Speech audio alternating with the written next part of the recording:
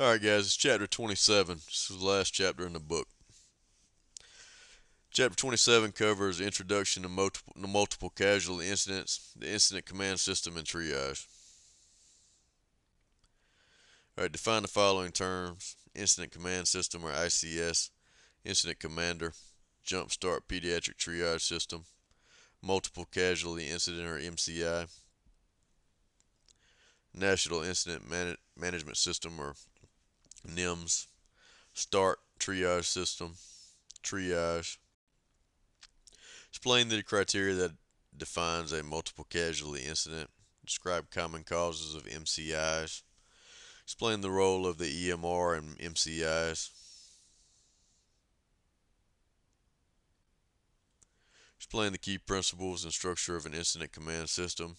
Explain the key principle of triage at a multiple casualty incident. Differentiate patient priorities related to triage. Explain the assessment criteria for the START triage system. Differentiate primary and secondary triage. Demonstrate the ability to properly categorize patients of a simulated MCI. Recognize the importance of patient priorities during a multiple casualty event. Alright, so multiple casualty incidents, or MCIs. Alright, a multiple casualty incident is also known as the MCI. Any emergency that involves multiple victims and overwhelms first responding units. This could be because of multiple vehicles in a car crash, earthquakes, floods, or any other natural disasters, large explosions, or building collapses.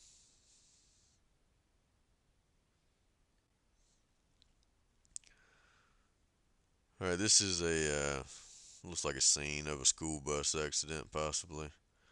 It's definitely going to be a mass casualty or a multiple casualty incident. You're going to require a lot of resources.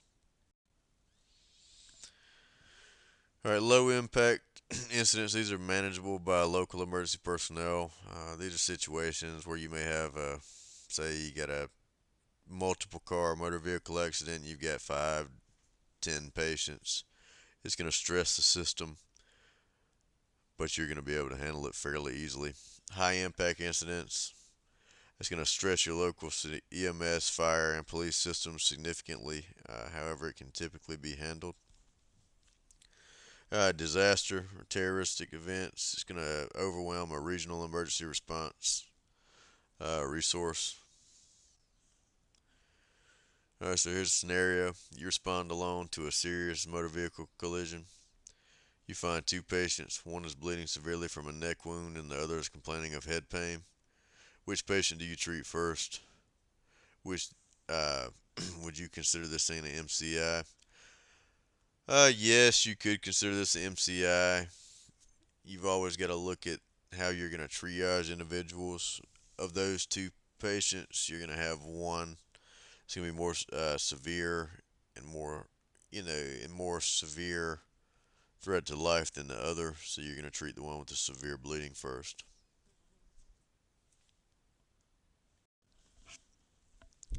Our incident command system. Our model tool for command, control, coordination of resources at the scene. A large-scale emergency involving multiple agencies. You can have procedures for organizing personnel, facilities, equipment, and communications. Incident commander. The incident commander is responsible for all aspects of emergency response. Modules in the incident command system. You're going to have command, operations, planning, logistics, and finance. Logistics and finance are only going to come into play with larger disasters.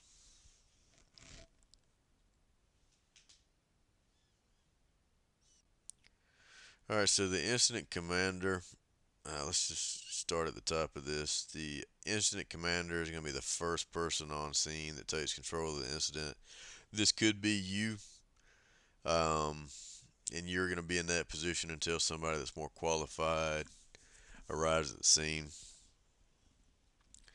Next, you're going to have an operations sections chief, which means they're going to be working directly with the incident commander um, and over uh, specific branch. In this particular chart, under that you've got the EMS branch director.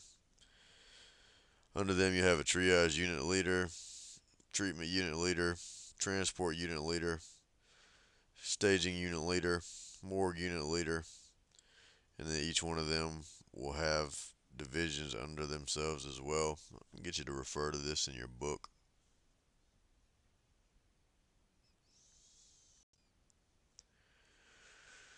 Alright, so National Incident Management System. This develops so that federal, state, local, and tribal resources can respond more efficiently to natural disasters and emergencies. It's going to teach unified approach to incident management and standard command and management of structures. Emphasizes preparedness, mutual aid, resource management, common terminology among agencies. Alright, the medical branch. This is a branch of the incident command system. Designates and coordinates 3 function areas or groups. This is going to be triage, treatment, and transport.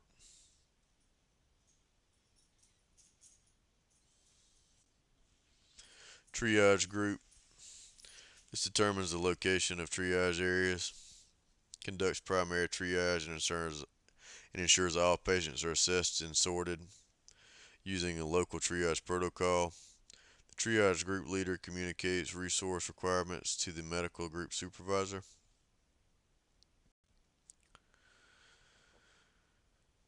A triage group communicates with the treatment group leader to allow for movement of patients into the treatment area for pre-hospital care. Treatment group determines the treatment group location, coordinates with the triage group to move patients from triage to treatment areas, maintains communications with the medical group supervisor.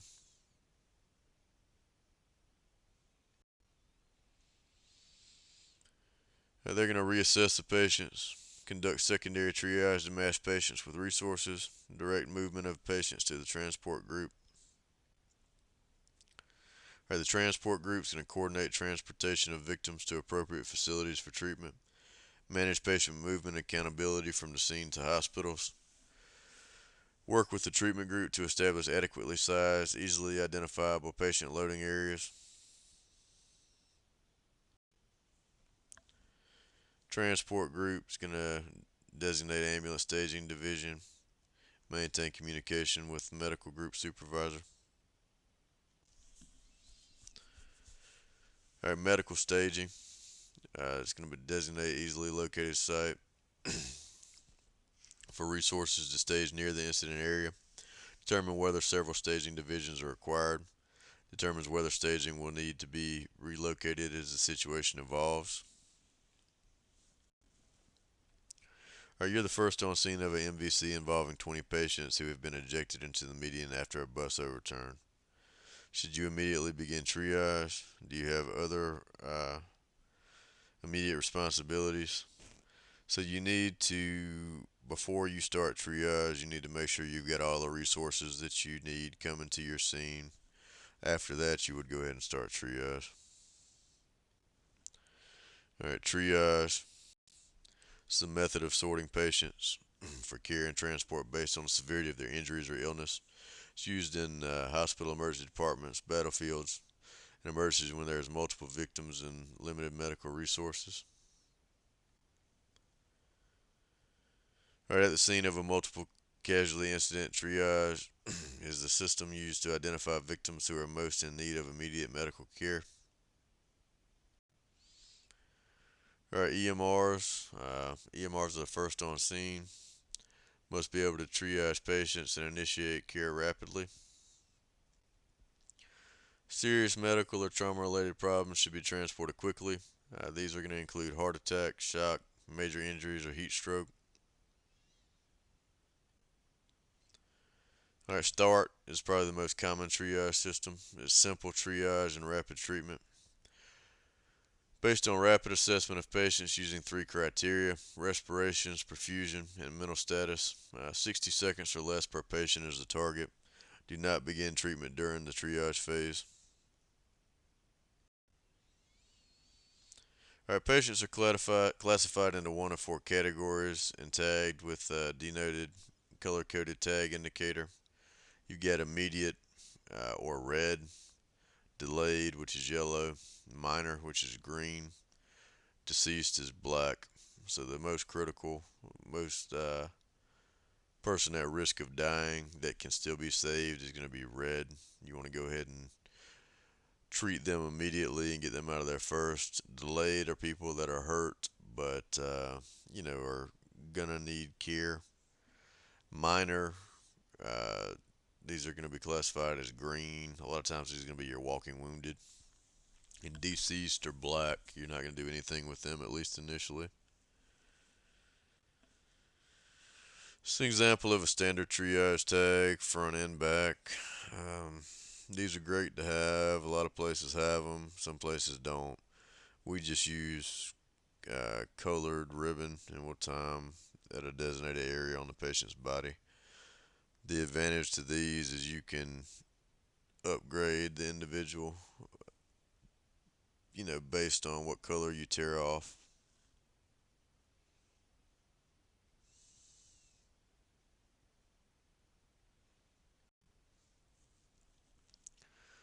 All right, the start triage algorithm. Good thing to do on scene is after you get the resources that you may need, you can start this out. You can yell out loudly, "Can you walk?" If yes, they're generally going to be minor. If they cannot walk, you're going to say, "Are they breathing?" If they are breathing, what are their respirations like? If they're not breathing, you're going to open the airway. Now, are they breathing?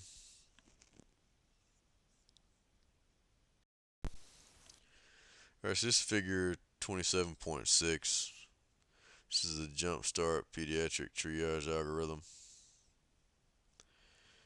I'm going to try to go through this. It's probably going to be a little bit complicated and confusing. We'll go over it a lot more in class.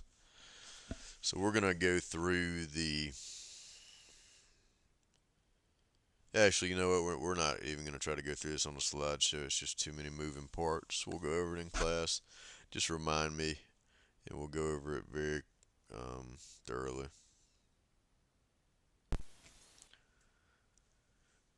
Alright, so be aware of your mental and physical stress levels. Critical incident stress debriefing may be necessary. Alright, here's a scenario. You respond to an MCI following an explosion at an outdoor cafe. You are assigned to the triage group and are given tags. You see significantly injured patients everywhere. A woman with a localized ankle fracture screams out for your help. What do you do? You're going to triage her and you're going to wind up tagging her with a green tag, which means that she's just got a minor injury. Alright, summary. Alright, while rare, MCIs can easily overwhelm first responding units at a scene. The first unit quickly requests additional resources and begins to establish command over the incident. The incident command system, or incident management system, is a tool used to manage overall control of large scenes involving many resources and multiple agencies. Triage is sorting of patients based on the severity of injuries or illness. Goal is to save as many patients as possible using the available resources. Triage categories are going to be immediate. These are your most critical but salvageable patients. These are going to be designated with a red tag. Delayed, these are less critical but still in need of care, designated with a yellow tag. Minor, they're ambulatory at scene or have local isolated injuries. These are going to be green. Deceased or with mortal injuries, you're going to give them a black tag. There's just no signs of life, or they've got injuries that are incompatible with life.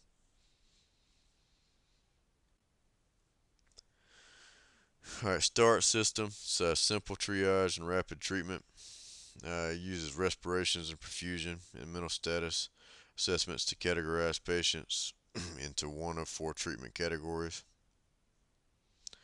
I'll try to find a video on YouTube and send you guys a link that goes over the START system. It's in your book. They do a pretty good job of describing it, but a good video would be helpful as well. Alright, Jump Start. This is going to be a variation of the START triage designed specifically for pediatric patients. It takes into account unique needs and presentation of pediatric patients. Alright guys, this is the end of chapter 27. It's a very short chapter. These last few that we've gone through have just kind of summed up some of the more miscellaneous aspects of emergency care. If you have any questions, please reach out to me.